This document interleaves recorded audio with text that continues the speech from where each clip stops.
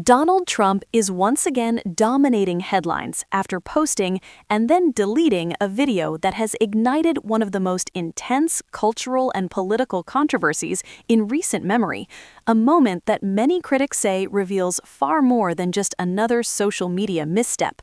The video, which circulated briefly before being taken down, included an AI-generated segment portraying former President Barack Obama and former First Lady Michelle Obama as apes, imagery that has been widely condemned as racist, dehumanizing, and historically loaded, setting off outrage across Washington, Hollywood, civil rights organizations, and the general public.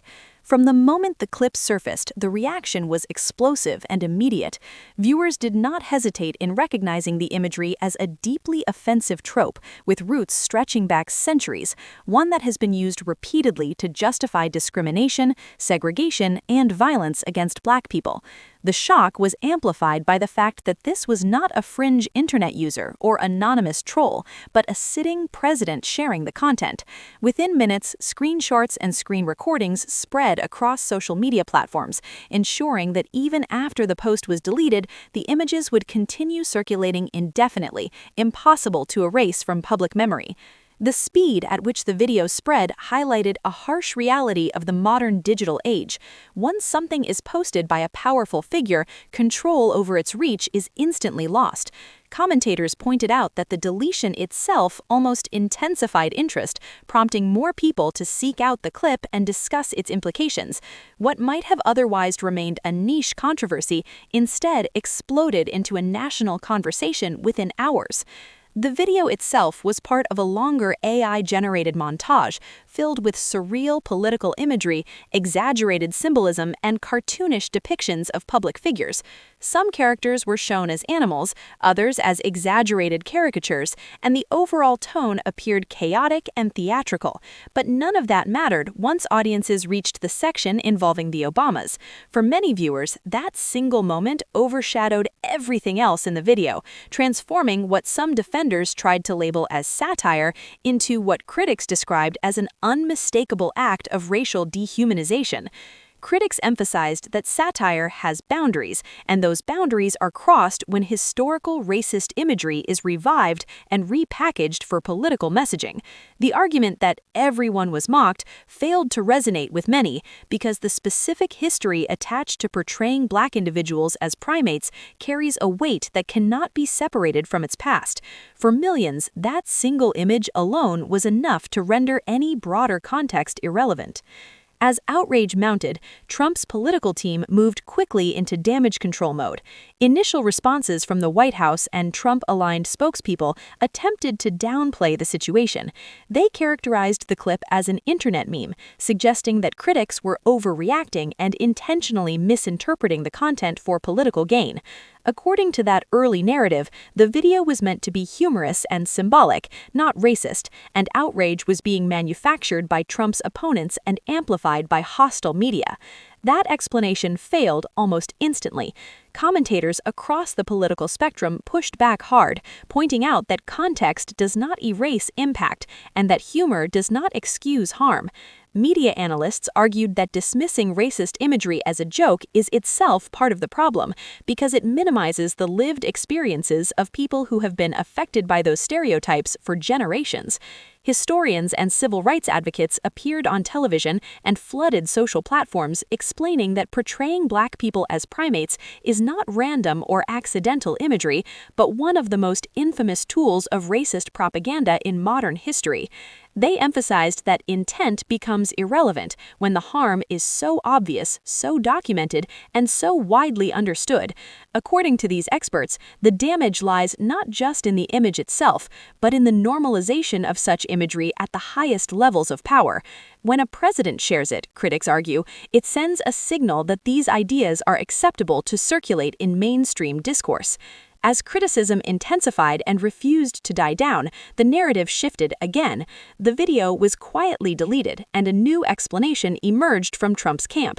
This time, the claim was that the post had been shared accidentally by a staff member, and that Trump himself had not watched the full clip before it went live.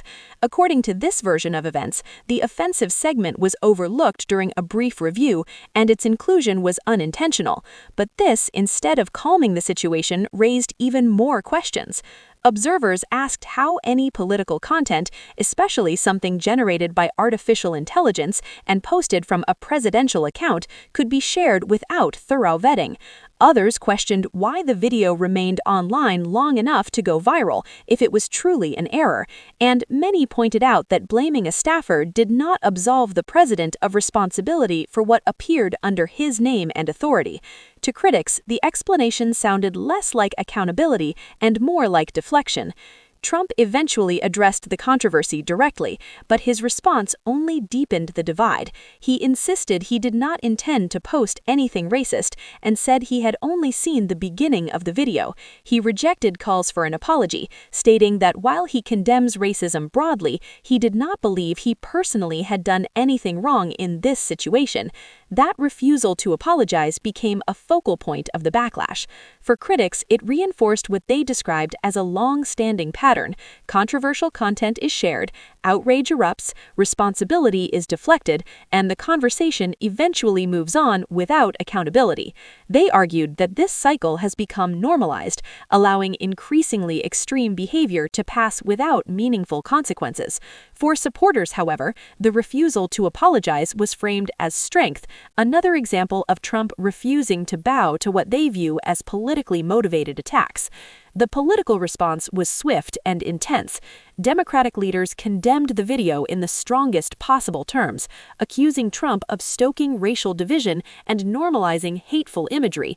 They warned that such behavior undermines trust in leadership and sends a dangerous message about what is acceptable in public discourse. Some went further, arguing that moments like this contribute directly to a climate of hostility and fear experienced by marginalized communities. But some of the most striking criticism came from within Trump's own party. A prominent Republican senator publicly denounced the video, calling it one of the most racist things he had ever seen in modern politics. The statement shocked many observers, signaling discomfort even among allies who had previously defended Trump through countless controversies. The condemnation suggested that for some, this incident crossed a line that could not be ignored. Other Republican lawmakers urged restraint and accountability, calling the imagery offensive and inappropriate regardless of intent. While not all went as far as demanding an apology, the unease was visible. Analysts noted that the incident exposed fractures within the party over how far political provocation should go and whether there should be limits to shock-based messaging. Civil rights organizations released strongly worded statements condemning the video and warning that the use of AI to create racially offensive imagery represents a new and dangerous escalation. They argued that artificial intelligence makes it easier than ever to spread harmful stereotypes while hiding behind claims of satire, automation, or accidental posting. According to these groups, the incident should serve as a wake-up call about the ethical responsibilities tied to emerging technologies and the urgent need for oversight. Meanwhile, Hollywood reacted with fury and disbelief. Actors, musicians, directors, and producers took to social media and interviews to express outrage that such imagery could be shared by a national political leader. Many emphasized that the entertainment industry has spent decades grappling with its own history of racial stereotyping, and seeing those same tropes reappear in politics felt like a step backward. Some described the moment as exhausting, saying it forced yet another painful conversation that should no longer be necessary. Several celebrities described the video as disgusting and dehumanizing, saying it crossed a line that should never be approached, let alone crossed. Others pointed out that satire is meant to challenge power, not demean marginalized communities. A number of voices noted that if a studio, network, or filmmaker released similar content, it would be pulled immediately and condemned without hesitation, raising questions about why political figures seem to operate under different standards. Late-night television hosts devoted entire segments to the controversy, blending humor with sharp critique. Monologues questioned how behavior that would end most careers continues to be excused in politics. Jokes landed hard, but beneath the laughter was visible frustration with what many see as a double standard for accountability and consequences. Not everyone condemned the video. Trump's most loyal supporters rushed to defend him, arguing that other political figures were also depicted as animals in the montage. They accused critics of selective outrage and claimed the backlash was proof of media bias and cultural double standards. According to this view, the controversy was another manufactured scandal designed to distract from policy issues and energize Trump's opponents. That defense, however, struggled to gain traction beyond Trump's core base. Critics responded by pointing out that the segment involving the Obamas was the one amplified and shared by Trump himself, and that the historical context of that imagery makes it fundamentally different from generalized caricature. They argued that ignoring that context is itself a form of denial. The timing of the incident added fuel to the fire. It came during a period of heightened national conversation about race, representation, and political responsibility. Many pointed out that even if unintentional, sharing such imagery during this moment showed a profound lack of awareness and sensitivity. Others suggested that the timing made the post feel less like an accident and more like a deliberate provocation. Technology experts also weighed in, warning that AI-generated political content is entering dangerous territory. Unlike traditional media, these videos can be created rapidly, shared instantly, and dismissed just as quickly once backlash erupts. Experts cautioned that without clear rules, transparency, and accountability, AI could become a powerful tool for spreading misinformation, reinforcing stereotypes, and amplifying hate, while allowing creators to deny responsibility. As days passed, the controversy refused to fade. Cable news panels debated whether this moment would have lasting political consequences or simply become another entry in a long list of Trump-related scandals. Social media continued to circulate commentary, reaction videos, and historical context explaining why the imagery was so offensive. Educators and activists used the moment to explain to younger audiences why such depictions carry so much weight. For many Americans, the incident crystallized a deeper concern about the state of political discourse. Critics argued that outrage has become normalized, accountability has eroded, and shocking behavior is rewarded with attention rather than consequences. Supporters countered that political correctness has gone too far, and outrage culture is being weaponized to silence dissent.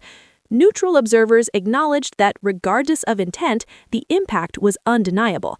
The video reopened wounds, reinforced divisions, and sparked conversations that many thought society had moved beyond. It also highlighted how quickly technology can magnify harm when combined with political power and massive online reach. As Hollywood continues to react, as political leaders continue to argue, and as the public continues to debate intent versus impact, one thing is clear: this was never just about a video. It became a symbol of racial tension, political polarization, and the growing influence of digital media in shaping public perception. And as the nation continues to watch the fallout, one question remains unanswered. In an era where content can be generated, shared, and denied in seconds, who is ultimately responsible for the consequences? Make sure to like, subscribe, and stay tuned for more celebrity updates just like this.